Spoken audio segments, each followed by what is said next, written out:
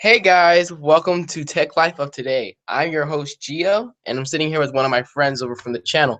We're going to be talking to you guys about the new not the Apple Watch. We're going to talk with you guys about the new iPad Pro, iPhone 6s, the new Force Touch that may be coming with it, also that new sapphire glass, and the Moto X Style, and last but not least, the brand new OnePlus 2. So we're going to get into this awesome rumor roundup, as my good friend from Pocket Now would say. And well, let's just start rounding them up. All right, let's do this. Okay, so we're gonna start off first with the new Moto X Style.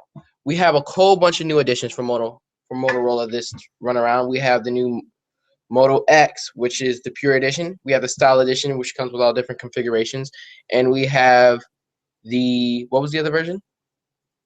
It was Style, Pure, and something else. There's a Pure Edition, the Moto X Style, the Moto G, and I think that's it. I don't think there's another model. Just those two? Well, we're gonna be getting into those two then. Let me see if I can pull up some live images. Let me see. Give me 1 second. See if we can do some casting options. We apologize for everything with the Periscope live stream as well. We've had some problems with that, so we're unable to do the Periscope live stream itself. 1 second, you guys. All right. If we could work, that would be awesome. All right. So I brought you guys up to my page. We're gonna go check out some of the new things. So let's type in the Moto X Style. The problem with the call right now, so I'm having problems with him. Okay. Am I all clear over there with the live stream? Can you see what I'm seeing on my computer?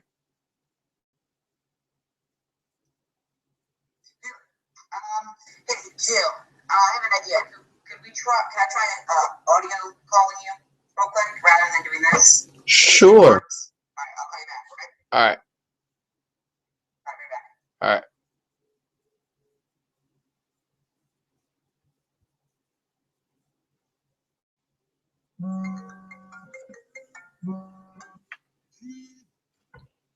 Okay, sorry, we're going through a whole bunch of rinky dinks and bumps with the live stream. You guys, we're kind of new to this. At the same time, we're not. We're just bumping out some kinks.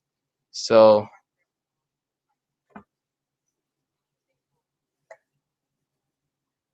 what was that? Sorry, I didn't hear you. Yeah, we're trying to you guys are saying, we're trying to make it better for you all. We're just trying to experiment that right now with the live stream to make it better for you. That's why we're not doing the Periscope live stream right now. We're doing the Google Hangouts because not only is it easier for us, but it's better for you all because you get to see the screen, we get to chat one-on-one, we get to do different things like that, which I think overall is pretty awesome. Sky. Yeah. Can you see the live? Can you see my computer screen? Like, can you see right screen? I see you. On the Hangouts? Yeah, I only see you on the Hangouts. I don't see the screen or anything. I used to for about 20 seconds. All right, give me 1 second. But you speaking. I'm gonna try it again. Right. But yeah, talk about the Moto X Style. I'm personally a big fan of it. I mean, one thing I like about it is how cheap it is to go for all four carriers. I think that's a pretty awesome feature. Yeah, so as you guys can see on the Motorola homepage, we have the brand new Moto X, the Pure Edition, and everyone's gotten really excited because of the new price drop from last year. It started off at $499, now it went down to $399 for the bare bones Pure Edition. I think we're also getting a way better display. Hold on, let me check up back to the top. Yeah, I think we're getting a 2K display or something like that.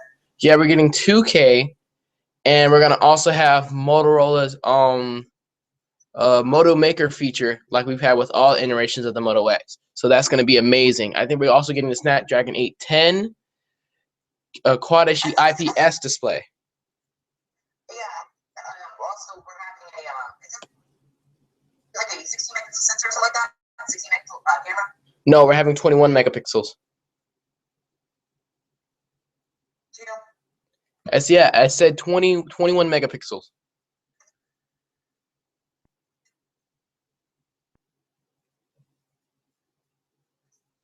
Hello. Yeah. Yes, I said we're gonna have 21 megapixels on the camera this year.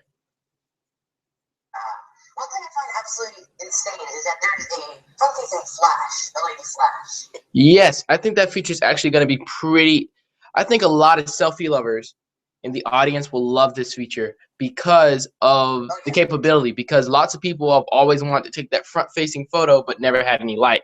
So that's just a smart, little gimmick that Motorola has thrown in there for all the selfie lovers.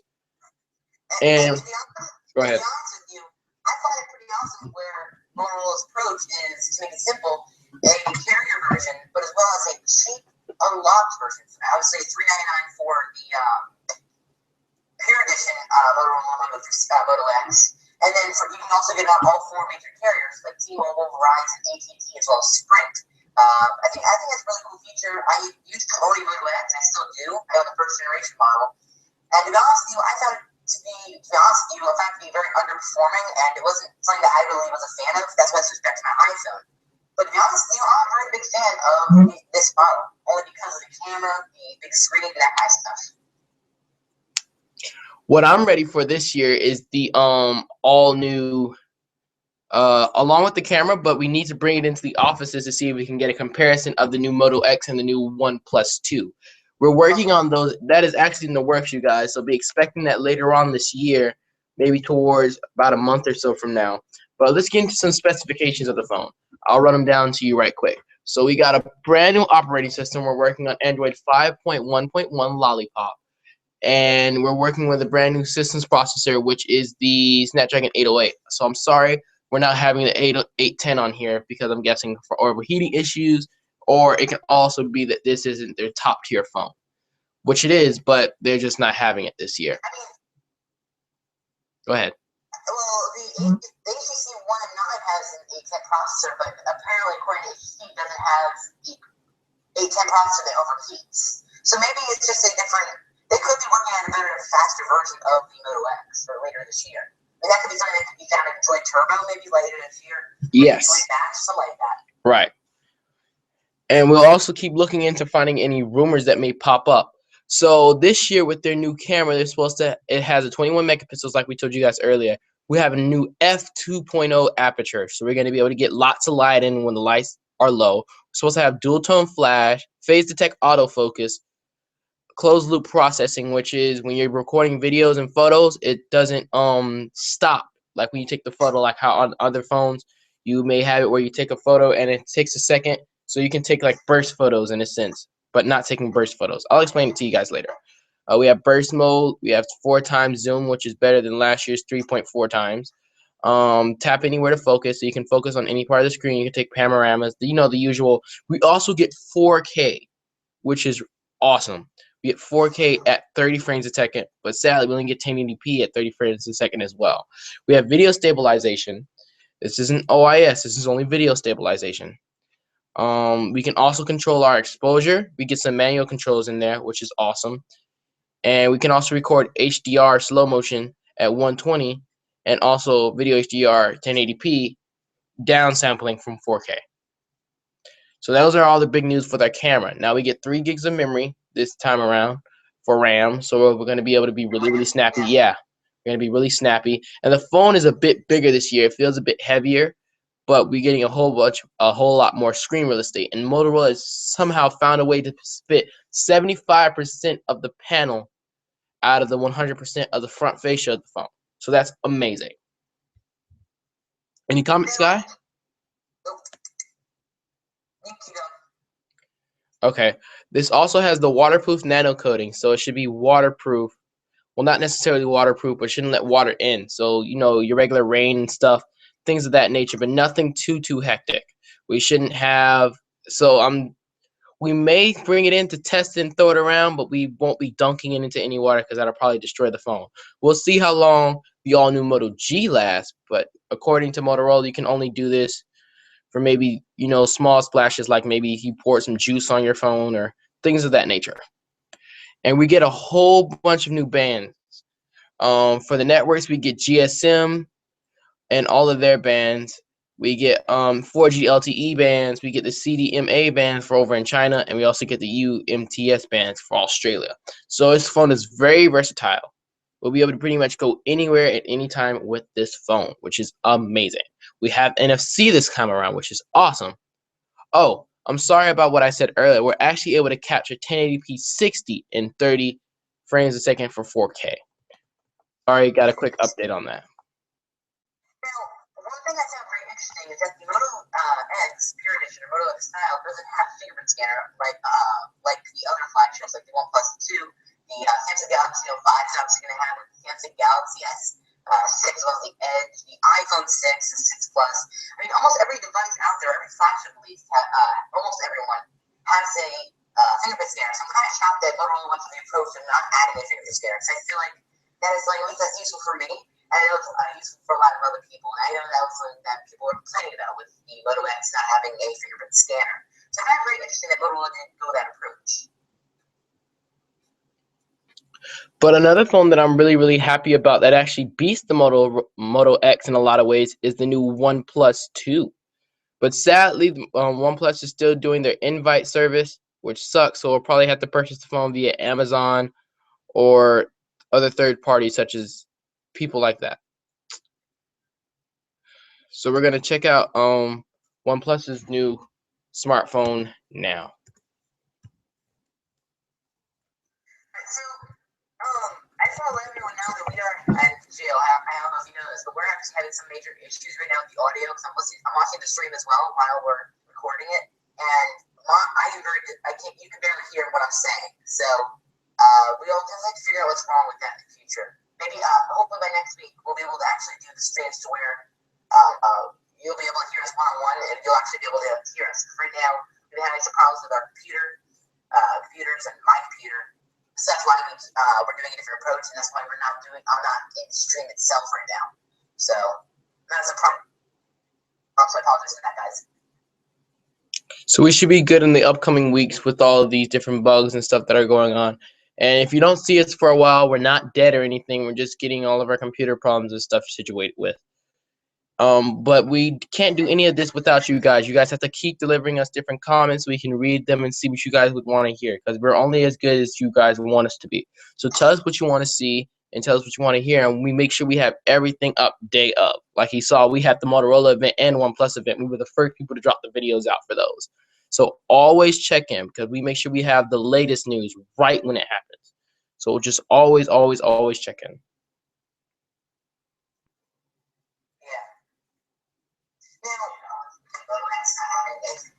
I find that for some reason I'm having some issues with the audio right now in the stream. It's kind of laggy. It's very laggy, the live stream. Okay. So I don't know if it's an internet problem or what, but we're obviously having some issues with this. But regarding the OnePlus 2, personally, I'm a very big fan of it. I've never been a fan of OnePlus in the past, only because I don't know if you remember, Gio, but they did that thing like every Wednesday, girls don't have to get the invite system. I don't remember that. They had that? Yeah, they had that for a long time, so a lot of people got mad about that, because that's pretty much like a racial thing. Yes, but hopefully this year people are actually able to get invites of some sort to get the new phone. We don't have to deal with the whole invite system, but sadly we do have the invite system. We just hope it works a little bit better, because OnePlus One doesn't like to advertise their products as a way of keeping down cost and whatnot. Yeah. Now, another thing I want to talk about is the Force Touch for the iPhone 6s as well as 6s Plus. I find it very cool. I mean, what do you think? Do you think it's cool or what? Yeah, it reminds me of the time when I went over to the Apple store and I was able to test it out. It's a lot of fun. The way Force Touch work is you can tap on anything, and it's like doing double tap on your smartphone to drag things to different places. It's kind of like that, but it's like a simulated touch. Because when I was using the MacBook Pro, when I did that video and I was able to test it out, it was different, but it felt good. Like it felt like something I could work with. I mean, sure enough, or waiting for next year's MacBook Air. no, sorry, the new MacBook. We're waiting for that to come out so I can actually get one that can actually work. Hopefully, we have different configurations such as the i7. So yeah, that's in the works as well. Okay, this is not OnePlus. Are you a fan of the idea of Force Touch? Because like, while it is really cool for the Apple Watch, I think it is to a certain extent, while it's very useful, I find it to be, I didn't have experience with it as well. In that time, I found it to be, at times, very difficult to access the Force Touch. I didn't know when Force Touch was available or not. And with that being said, I don't necessarily know whether at this given time it would be very useful or not. It'll become useful very, very fast because when I got to use the Apple Watch for a week, I didn't notice how much I used it until I went back to my Pebble smartwatch, which is this one right here. That wow, it was different. It was a huge bump up. I mean, I was able to do a lot of different things like talk to people, and Force Touch came in handy a lot. I just can't explain how much in handy it came in, but it was just there when you needed it. It was one of those things that Apple added that was actually a very much used feature. It's just that you don't notice it's such a used feature until you use it. So it's kind of like that. I will say that it's very useful. I find it to be very cool. I don't think it's quite there yet. I think there is a hidden feature to where no one knows about yet, much like with smartwatches. A lot of companies, a lot of manufacturers are creating smartwatches, but to be honest with you, or be realistic with the viewers and to you, Gio, smartwatches people don't really know the purpose of smartwatches yet. No one can figure out that little key idea or that answer. I think it's very similar with Force Touch. I think it's very useful. I think it overall could be very useful in the future, but people don't really know what it could be useful for. I mean, am I wrong, or is that? No, you're making sense. I understand exactly where you're coming from. Yeah, I mean, realistically speaking, I'm a big fan of Force Touch. I think that would be a great idea for Apple to put that into product for the iPhone 6s, the iPad, that kind of stuff. However, at this given time, Force Touch is, to be honest, realistically speaking, a first generation thing. It's very so much like the first round of smartwatches. Smartwatches haven't really taken off yet until the Apple Watch came out. But still, even after that, it's still not doing that great. And I feel, really speaking, that Force Touch overall, while it's a great idea, and I think more companies should implement this in the future, and I think it's very smart of Apple to be one of the first people to do this, I don't see a purpose for it yet, other than to not overcomplicate things at times. All right. Well, thanks for your insight on that. We're going to take a quick switch over to the OnePlus 2. I have the website pulled up. We're going to take a quick look at all these new images that have came out. But one thing that I'm really, really upset about with OnePlus that they didn't add to this year's flagship, they didn't add the SD cards. We can't use SD cards this year. We can use them on the Moto X, but we can't use them on here. And we also can't use them on iPhone. But on iPhone, they have dongles and whatnot. But it'd be better to just upload all of my photos and everything that I would need onto a not a USB stick, an SD card. But yeah, we're gonna take a quick shift over to check that out. I mean, realistically speaking, there are cables out there that for the OnePlus 2. Oh, yeah, it's USB-C, but there are cables. If you look it up, there are cables out there that will connect. That you can still put like an SD card into there, and then put all the things you want, like photos, onto the SD card. So there are still things like Apple's iPhone. There are still things very similar to that. It's just not growing very fast. Like it's so brand new. Right.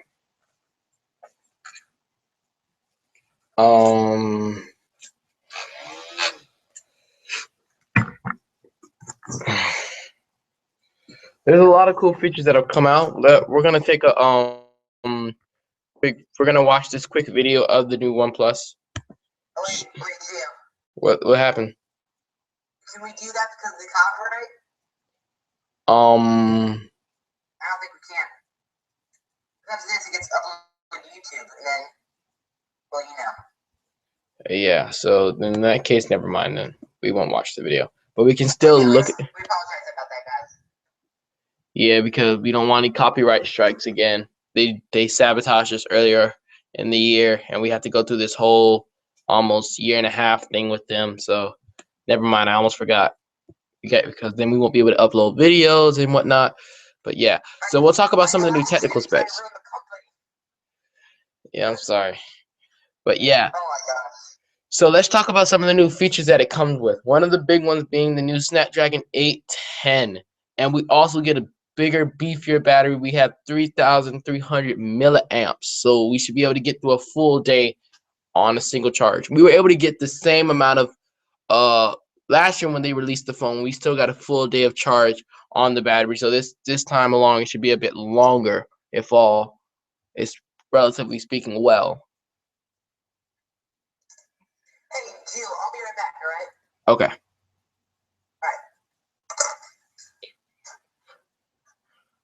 Alright, guys.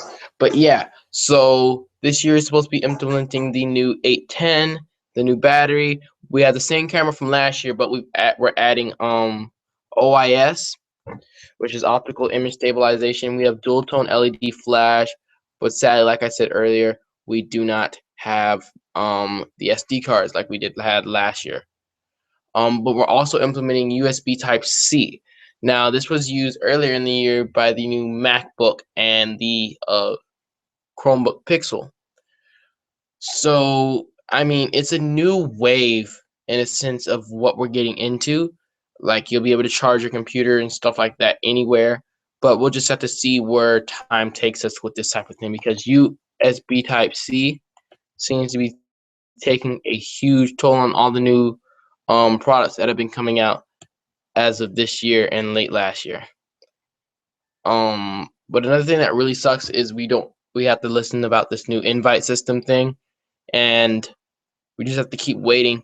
So I'm gonna try to see if maybe I can try to get an invite. We're gonna click on how to get an invite.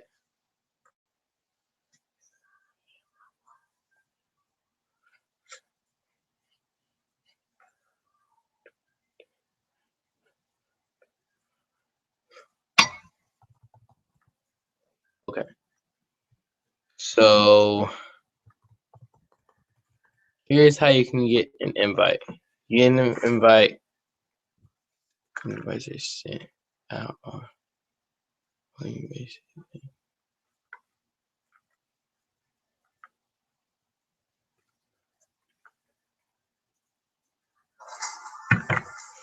But yeah, as you guys can see, there's no way pretty much that regular people can get an invite. Even though they say you have to constantly check on their website because they'll be giving them out, you can never really get one because of the amount of people that check in. Then you also have the people who have their hey, we was talking about the invite system for the OnePlus One. You also have the regular tech artists that are always checking in daily. Sadly, we're not big enough to honestly check in like how they check in, but we're looking into it. But I think that's about it for today's live stream. We've gone in depth with all the different products that we think will be coming out in Q4 of this year. And as of also, we should also be checking out the brand new, hopefully to come out, iPhone 6s. I'm trying my best to see if I can. Yes. Hey, can I talk about this topic a little bit? Sure, go ahead. Alright, also, if you could you go to the Apple.com website? Sure thing. When I get next week, I should be able to do this myself with Geo. So don't worry, this is only a one-time thing, hopefully. But regarding the iPhone 6s, the iPhone 6s is going to come out with a new full place image display. It's rumored to come in either a 720p option or even or it's also going to have a 720p. But it's also rumored to come with a 1080p option, which I think would be pretty cool. But I think it's going to be more of an iPhone 7 type sit thing. It's going to have a 12-megapixel rear camera, a 5-megapixel rumored to have a 5-megapixel front camera, to have 2 GB RAM, which would be a first for an iPhone, and an Apple 9 processor, motion core or Apple design scale, motion core M9 motion core processor for the motion, the accelerometer, the pedometer, that kind of stuff. Yeah, your calendars, that kind of stuff, the health application. I mean, so it shows iOS 9. And it's basically going to be overall, it's also going to have Force Touch that I think would be very cool, exciting. And don't worry, guys, we're going to have videos, a whole bunch of videos on the iPhone 6s. We're going to have hands-on review. We're going to review on it. We're going to have a whole bunch of different videos on this topic.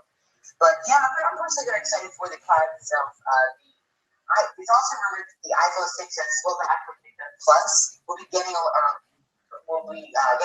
of the gig option. And new babies will be 32 gigs, which I think would be really cool. I think this is something that's useful for others. I mean, we talked about this in previous podcasts if you watched the previous one. But the reason I feel that Apple is doing this to where it's about 32 gigs is because all these different manufacturers, like LG, with the LG 4, the Samsung Galaxy S6 as well as the Edge, the Note 4, the, I don't know, all these different devices, come stock with 32 gigs, available or not, it still comes with 32 gigs, which I think is very cool. I think it's overall very thick. However, I think now, because Apple has stuck with 16 gigs for the longest time, I think now Apple's getting hurt because of this. Now they're going to start losing sales, I think, eventually. They're still doing great, but they're going to start losing sales eventually because of that. Yeah, so that's why I think Apple's trying to do the move to where they're going to copy all the other companies where it's about 32 gigs. So basically, it's going to be 32 gigs, 64 as well as 128. And if you're wondering if the iPhone 6 Plus is anything different other than optical image stabilization, that's it. That's the only difference between the two devices, and they're both coming 32 gig stuff. So I want to talk about that a little bit. You all have watched our previous podcast regarding this topic. But I'm personally very excited about this. I'm probably going to pick one up when it comes out in September. Let me know what you guys think in the comments below regarding the iPhone 6s as well as the iPhone 6s Plus. Obviously, we're having a whole bunch of videos on it in the future. We already have a what to expect video for all the devices like that. The 6s, the iPhone 6s Plus, the iPhone 6C, all these different devices. So be sure to check all those devices out. But yeah, what do you think, Gio, about the iPhone 6s as well as the 6s Plus? Hopefully this year. I know I'm gonna probably be speaking pretty high, but some of the things I would want to expect from Apple, like you said earlier, we all start off at 32 gigs because I remember when I first purchased my phone, I'll never forget it. I got my phone and I literally went straight through all the gigs because I think we started off with only, I think it was, what was it, 12 gigs you get out of the box from that 16? Yeah. So I went through the entire day. I downloaded all my apps from my old phone, and it gave me a storage warning the very first day. So I ignored the storage warning, and I couldn't download anything the second day because I ran out of space. That was crazy. And I didn't feel like paying almost, what was it? We went up $199 to, sorry, so I had the 6 Plus. So I was at paying $499 so I could get the 64 gig option. So I went and purchased the 64 gig option, but still, I shouldn't have to do that and run out of space because what about the grandmas and people like them out there? You know, they can barely take 1,000 photos and then run out of space because you know how elderly people like to take photos. So, I mean, it's up to Apple to do these kind of things. I can't tell them what to do. I mean, I wish they would take in our input, but if they expect to keep their customers and everybody's moving into the wave of giving people more gigs, because that's just how people are. We need to have lots more stuff because our phones are starting to become our computers and stuff. So we need more space. And it's not just the older people or the elder people that take a lot of photos. There are those moms, those dads, even those kids. Yes, especially children. The amount of photos they take is crazy. For the field trip, for example, school example, they go to the park, they take a whole bunch of photos. They take selfies now. You just take a lot of selfies. I mean, this is something that Apple hasn't even to do for a long time, and they haven't gotten to it until now. I think now Apple's finally waking up and telling us and finally realizing that, oh my gosh, they need to actually do this. They actually need to, they have people be mad about it. I mean, really speaking, after about, I'm giving you a little example, after about 1,000 selfies, which for a teenager is not a lot, but after that amount, you're out of sorts, and then they're going to complain. And it's overall, I mean, wow. I can see people complaining. It's more of a marketing thing for Apple or advertising. See, this is the way Apple thinks of it. Well, really speaking, I'll say this how Tim Cook is. All right, and it's team. All right, so we stick with 16 gigs as a stock option. So then when people waste all their photos, we'll get another $100 from them, or not including tax. We'll get another $100 from these people or from these consumers, so we can make more money. Well, Tim Cook's going to have to think of another way of dealing with these problems because there's no way that their people are going to spend that much money. I mean, not everybody's rich. I mean, there's still people that purchase smartphones from their carrier stores, yes, but there's no one that's just gonna go out and just pay another $100. Because there's a lot of people, and I mean a lot of people who do not buy their their iPhones and whatnot from Apple stores like offline. They don't. They just, it's unheard of. There's people that do it. Don't get me wrong, but there's not a lot of people that do it. Most people buy their phones via carriers. So if Apple wants to do, they wants to think and actually wants to still have a broad selling margin, they need to start with their sales logo going from 32 gigs and up. And I didn't like the move they pulled. They should have started it last year when they decided to take 32 gigs away. And they should have made 32 gigs the new baseline and then 128 the high line. But hey, if I'm paying $100 and I'm still getting the amount from last year, then that makes no sense. You kind of get what I'm saying? Because if you want people to purchase your product and then you take away by, I understand you're taking 32 gigs away and you're making that same price 64 gigs, but if you're gonna switch it like that, at least give people the benefit of the doubt, saying, hey, since I already know 32 gigs is not enough for people, so let me make 32 gigs a new 16 gigs. Be smart and make small cliche changes like that, like with the iPad mini. What was it? I think it's 3 now. Yeah, you go get that and you do that. But hey, I don't work for Apple. I don't want Apple getting mad at me. But that's just some of the things they need to start thinking about, because I put in my order for an Apple Watch eons ago and I still haven't received it. So that's crazy. I've been waiting for my Apple Watch for God knows how long. I think Apple is pointing to listening to consumers. I think other companies, like, for example, Motorola or Samsung, these companies actually, to a certain extent, care about their products. They care about you, the customer. However, now with Apple, I think now there's more of a money scam or money kind of thing. They don't really, don't get me wrong, they have great customer service. Don't get me wrong. The best customer service. In my time, they have great customer service. But unfortunately, they don't really listen to customers at all times. When they need to listen to customers most, they don't listen to them. They don't listen to them.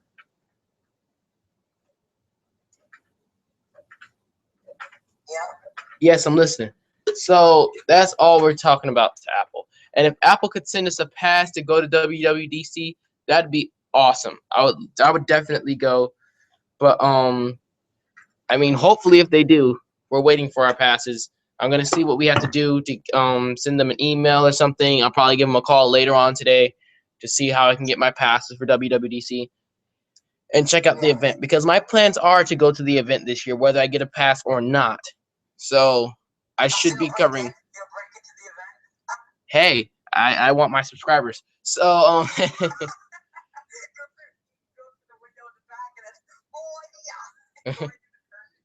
but yeah, guys, the plan is to have the event covered this year, if all goes well. I mean, if they don't send me a pass, then they don't send me a pass. If they do send me a pass, well, then that's good for them. But we're gonna send a couple emails to Apple. We'll probably call them up after this live stream's over, so we can get the details and whatnot for the event, because I plan on covering that event this year. So I'll see if I can maybe talk to Tim Cook after the show. I'll probably get some live recordings of him, asking him a couple questions. Hey, your ideas towards this and that and the other, because I'm running iOS 9. It seems pretty nice. So we just have to wait for everything that's coming.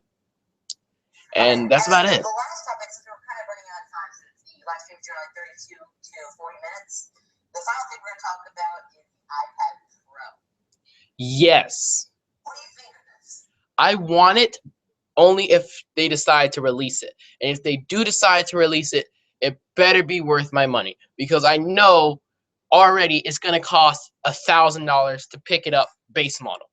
So they better be doing some crazy... Huh?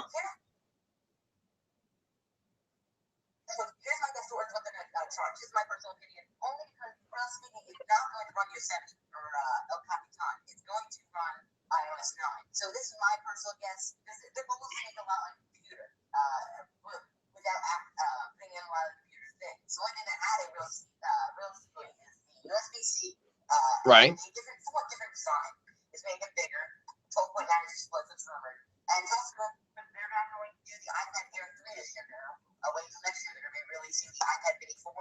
the iPad Pro, so they can bring up the hype for the iPad Pro. But my guess, personally speaking, is towards what they're gonna charge is $7.99 for 32, $8.99 for 64, and $9.99 for 128 gigs. It's like they're gonna throw out the 128 gigs and go up. I don't know if they're gonna go under or above the $1,000 category or pricing, only because at that point it's better off being computers. Not even working an iPad at that point. I think that they under the $8,000 limit. I think at that point it would be a better idea for Apple to do that, only because then more customers would likely get to it. And also speaking, I don't think the iPad Pro is going to be a successful product. That's my personal opinion. You might have different opinions still that are wanting Geo. But for me, I don't think the iPad Pro is going to be a popular product. They're not at least from what we're hearing, they're not doing enough to change the products, make it unique to the iPad line and not like the Microsoft Surface Tab Pro. I mean, it's well speaking, if what we're Wait. Hold on. Apple's comeback towards the Surface Pro 3 was the MacBook Air. That's their comeback. And if they decide to release the brand new iPad Pro, it's pretty much an all new iPad. That'll be a completely new line within itself if they do it right, because that's the only way it would make sense if they do it. It would have to be an entirely new lineup. It would have to be the iPad Pro and then so on and so forth. But you already know it's going to start off at $1,000 because, for one, it's Apple. And if they're going to have their own iPad line, which is the regular iPad Air 3, if they decide to do that, then in that case, well, it would only make sense for them to start at a higher price tier. And if they're going to do that, they have to have some option where it's going to have to be 512 gigs. Because that's the only way people are going to pay that much money for that thing. There's nobody that's going to pay for it to have only 128 gigs or something like that. And they're going to be paying that much money, because $1,000, I can go out and I can buy a brand new computer with that money. So they're just going to have to think and say to themselves, hey, because if I have to pay almost $1,000 for my 6 Plus for 128 gigs, then I know I'm paying way more if I get an iPad Pro. So I mean, go ahead. All right, here's my response to that. Do you know what the price tag is for the starting price is for the Microsoft Surface Pro 3? Do you know it? Isn't it $5.99 or $6.99? One of those two? No, it is $4.99. All right. Well, okay then. So I don't think the MacBook was, and even the most expensive model is $1,000. The most expensive Microsoft Surface is $1,000, right? And it has, I think, double the storage as the MacBook, the new MacBook. And it's faster. I don't think the new MacBook is a competitor, is Apple's answer to competing with the Microsoft Surface 3. And really speaking, the Microsoft Surface 3 is starting for $4.99. That means you're talking about $800 more for, really speaking, a barely performing computer. But it would only make sense, though. If you think about it, it would only make sense, because if they were to an iPad can't compare to the to the Surface Pro 3, and the only thing that would actually make sense would either be a full-length computer like one of their MacBook Airs or one of the Pros. That's the only computer that would make sense towards that, if you honestly think about it, because there's no way an iPad is going to be able to go against a Surface Pro 3. There's just no way. So the only sorry, go ahead. The new MacBook does compete with the Microsoft Surface Pro 3. It is a lot slower. It has less storage. And overall, the new MacBook has pretty much the same internal as an iPad. It is as fast as an iPad. Now, for the Microsoft Surface Pro 3, that's its own computer right there. As a computer. And that's why I think the iPad Pro makes sense, because that's Apple's answer for competing with a touchscreen tablet to go against the Microsoft Surface Pro 3. Because they would have more. I mean, what Apple would need to do is to add more storage, make it faster, add a micro SD card slot, which I know they would never do, but I'm just saying that it'd be a good idea. They should release a stylus with it, which actually was rumored to happen this year. They're going to release a stylus alongside with it. speaking, I think that would be Apple's answer. I don't think the new Mac was Apple's answer towards competing with the Microsoft Surface Pro 3. I mean, let me know what you guys think in the comment section down below if you want to know about this. But we're about to hit the 40-minute mark. I guess we're just going to say our final thoughts on the iPad Pro. You go first, Dio. If Apple's going to release this product, all I have to say to them is it better be damn good, and it better be able to be good enough to take my $1,000. Because if I'm buying something like this, I already know I'm going to have to spend $1,000 on it if I want to get something good.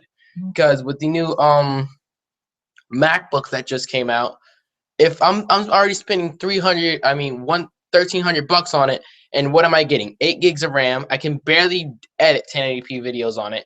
Only thing it's good for is running the web browser because it's using the brand new Intel Core M processor. I mean the Intel Core M chip, and that can barely do anything. I can barely run Minecraft. I can there's just nothing. It's gonna need to be great. It's gonna have to be awesome. It's gonna need to be It's gonna need to be able to do a lot of stuff, and it has to explain itself. It's gonna have to say something. I don't know what they're going to say for it yet, but it's going to have to do something. Something that's going to be worth the whole hype and hoopla about it.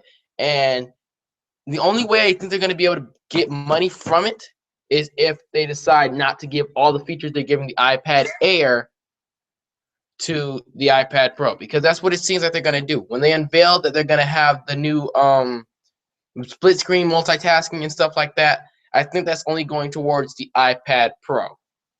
I don't think that's going towards the Air. It may go towards the Air. I doubt it, but it may. So, I mean, Apple's going to really just have to wow me if they want to take my money. Because I don't have a problem spending my money. It's just I need to be wowed for it. Are you done with your final thoughts or no? Yeah, I'm done. You can go ahead. All right, here are my final thoughts. In my personal opinion, I think that the reason they're even creating or thinking of this product because they know that Microsoft is destroying them in sales. Real speaking, the iPad line has been, sales have gone down for the third or fourth quarter in a row. And frankly, Apple needs to find out a solution. I don't think the iPad Pro will be the solution. Even if they do everything towards it, I don't think they're going to do fantastic in sales. I don't think they're going to be competing as high as when they did with the Microsoft Surface Pro. I think overall, Apple is trying to take a different approach towards it. If you think of this for a second, the Microsoft Surface Pro 3 as well as Surface 3 both have Windows operating systems. They run a full computer operating system, right? They don't run a mobile version or anything like that. They run the full software. However, the iPad Pro as well as the normal iPad all run iOS.